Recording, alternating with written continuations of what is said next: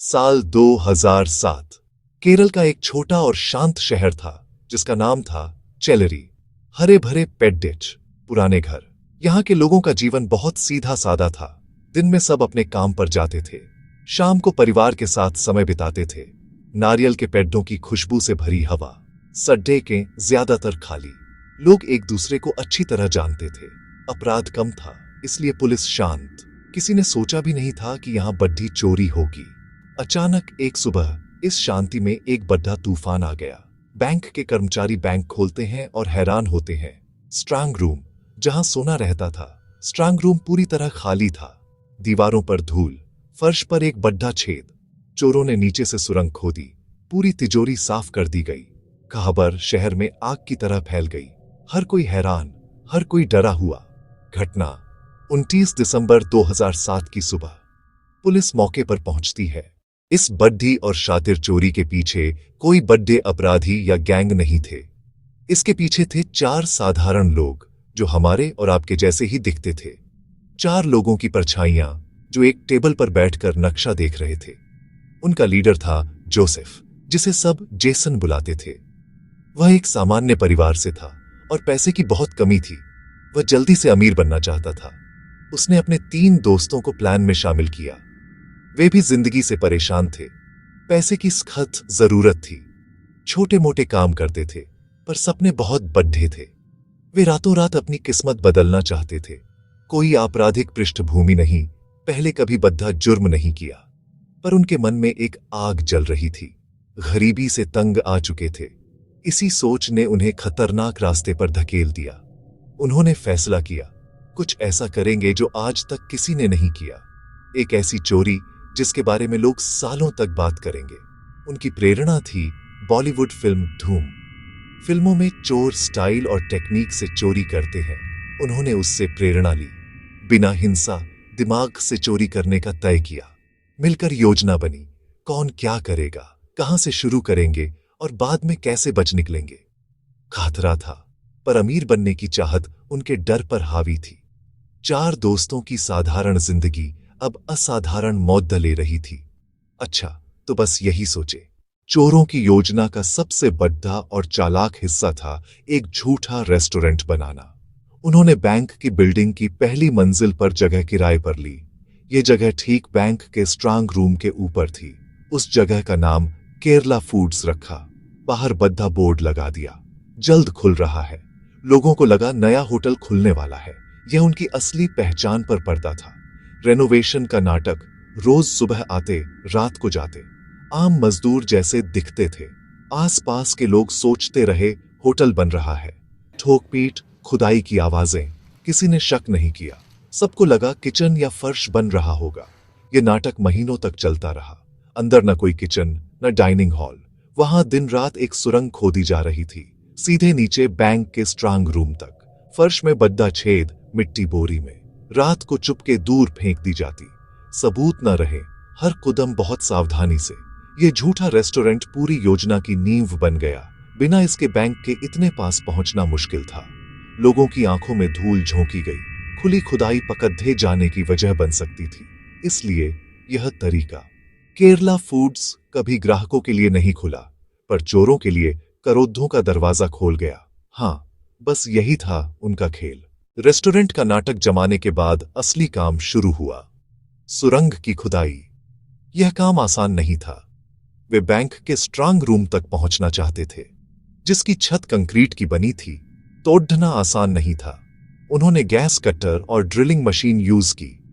दिन में बैंक खुला रहता, बाहर शोर, तो धीरे धीरे ड्रिल करते कि आवाज बाहर न जाए। रात को सब शांत, काम तेज रफ्तार से। यह थका देने वाला और खतरनाक था। सुरंग छोटी और अंधेरी, सांस लेना मुश्किल, धंस जाने का डर। बारी बारी से खुदाई। एक खोदता, दूसरा मिट्टी बोरियों में भरता। फिर रात को चुपके से बोरियां बाहर। महीनों तक काम, हर दिन थोड़ा आगे। बहुत सतर्क। एक छोटी सी गलती पकड़वा सकती थी। बैंक की बनावट पर ही मोटाई जानी। योजना कई बार सुधारी। पता था क्रिसमस पर बैंक बंद रहेगा। उसी वक्त चोरी करने की योजना बनी। आखिरकार दिन आया। उन्होंने कंक्रीट की छत में छेद कर दिया। अब वे खजाने से कुछ इंच दूर थे। सुरंग पूरी, बिना नजर आए सबसे सुरक्षित हिस्से तक पहुंच गए। अब बस सही मौके का इंतजार था अपना सपना पूरा करने के लिए। अच्छा, बस यहीं तक की बात है। क्रिसमस की छुट्टियां शुरू हो चुकी थीं। अच्छा, 24 दिसंबर 2007 की रात थी। शहर त्योहारी रोशनी में डूबा था, लेकिन उन चारों के लिए यह काम की रात थी। बैंक बंद था, सडीडी डाचकें सुनसान अपनी बनाई सुरंग से नीचे उतर गए। स्ट्रांग रूम अंधेरा, टॉर्च की रोशनी में लॉकर्स और तिजोरियां सामने। सोना, नकदी, महीनों की मेहनत रंग लाने वाली थी। बिना जल्दबाजी शांति से काम शुरू किया। गैस कट्टर और दूसरे औजार साथ, एक एक करके लॉकर्स काटे। रोशनी और आवाज अंधेरे में गूंज रही थी। पूरी रात और अगला दिन उनके पास था, इसलिए आराम से, बिना गलती, सोने के गहने, बिस्कुट, सिक्के सब बोरियां उभरते गए। बैंक की नकदी भी नहीं छोड़ दी। सुबह तक लगभग सारा काम पूरा। कुल मिलाकर 180 किलो सोना, उस वक्त के हिसाब से करोड़ों की कीमत। लगभग 27 लाख नकद भी। इतनी बड़ी रकम ले जाना भी चुनौती। सोना और नकदी बोरी में भरकर वही सुरंग से ऊपर अपने झूठे रेस्टोरेंट में। सबूत मिटाने की पूरी कोशिश। सुरंग का मुंह ढक दिया, औजार साथ ले गए। पता था पुलिस जल्दी पहुंच सकती है, इसलिए रात के अंधेरे में गाड़ी में लोड होकर शहर से गायब। 4 साधारण लोग अब करोड़पति बन चुके थे, पर खुशी ज्यादा दिन टिकने वाली नहीं थी। 28 दिसंबर 2007 की सुबह जब बैंक खुला, कर्मचारियों के पैरों तले जमीन खिसक गई। स्ट्रांग रूम खाली, फर्श पर बद्धा छेद। तुरंत पुलिस बुलाई गई। यह कोई आम चोरी नहीं थी। न ताला टूटा, न अलार्म बजा। नीचे से आकर सब साफ। केरला पुलिस के लिए बड़ी चुनौती। एक स्पेशल इन्वेस्टिगेशन टीम बनी, होशियार और अनुभवी अफसर साथ। जांच बिल्डिंग से शुरू। नजर तुरंत ऊपर के केरला फूड्स पर। महीनों से बन रहा था, पर कभी खुला नहीं। पुलिस ने ताला तोड़ा, अंदर तलाशी। सारा राज खुल गया। फर्श पर छेद सीधा स्ट्रांग रूम तक जाता। चोर चालाक, न उंगलियों के निशान न और सुराग। झूठे नाम पते से किराया लिया गया। पुलिस के हाथ खाली। केस एक पहेली, टुकड़े बिखरे, जोड़कर तस्वीर बनानी थी। खबर मीडिया में आग की तरह फैली। दबाव बढ़ा, दायरा बढ़ाया। शहर के हर होटल, लॉज, किराए के मकान की तलाशी। पुराने अपराधी और गैंग्स से पूछताछ। कोई फायदा नहीं, चोरों का रिकॉर्ड भी नहीं। पुलिस ने सोचा, ये पेशेवर नहीं, बल्कि पहली बार बड़ा जुर्म करने वाले आम लोग हो सकते हैं। नई दिशा मिली। अब मगशॉट्स नहीं, बल्कि वो आम लोग ढूंढने थे जो अचानक गायब हो गए थे। जब कोई सीधा सुराग नहीं मिला, पुलिस ने नई टेक्निक अपनाई। मोबाइल फोन टावर डेटा का विश्लेषण। उस वक्त यह काफी नया था। बैंक के नजदीकी टावर से चोरी की रात के आसपास के सभी कॉल्स का डेटा निकाला। यह डेटा बहुत बड़ा था, लगभग 25 लाख कॉल्स। भूसे के ढेर में सुई ढूंढने जैसा काम। सॉफ्टवेयर से फिल्टर्स लगाए, नंबर ढूंढे जो चोरी से पहले उस इलाके में एक्टिव थे और बाद में बंद हो गए या कहीं और चले गए। मुश्किल और समय लेने वाला काम। जिन नंबरों की प्रेजेंस महीनों तक उसी टावर के आसपास रही, फिर एक साथ गायब। धीरे धीरे मेहनत रंग लाई। हफ्तों बाद एक लिस्ट बनी। 4 नंबर एक ही पैटर्न दिखा रहे थे। वे रेस्टोरेंट के खुलने के समय एक्टिव होते, रात को आपस में बात करते और चोरी के तुरंत बाद साथ ही बंद हो गए। पुलिस को यकीन हो गया, यही नंबर चोरों तक ले जाएंगे। डेटाबेस से पहचान निकाली। फर्जी नाम पर लिए गए सिम। फिर भी दुकानें तक पहुंचे, रिकॉर्ड्स जोड़े।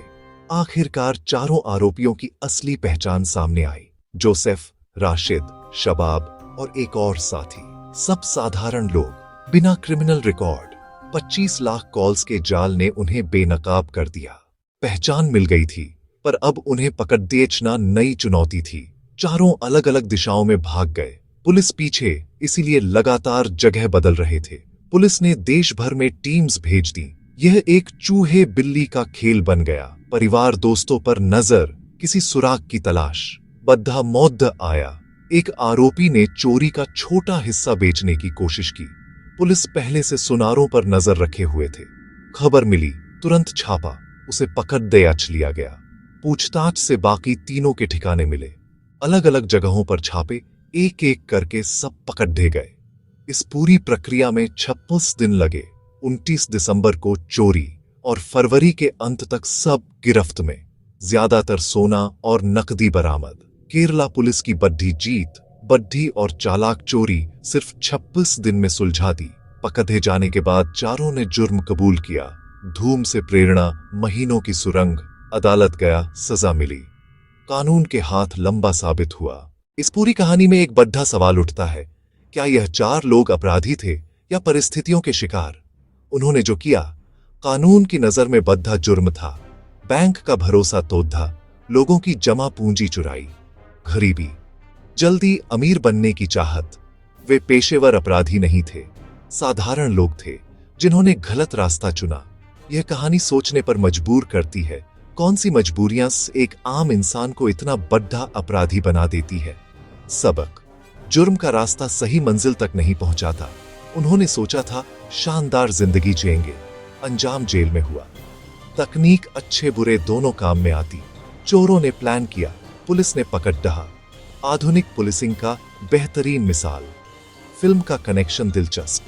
धूम ने प्रेरणा दी, पर भूल गए कि फिल्मों में हीरो जीतता है। वे इस कहानी के हीरो नहीं थे।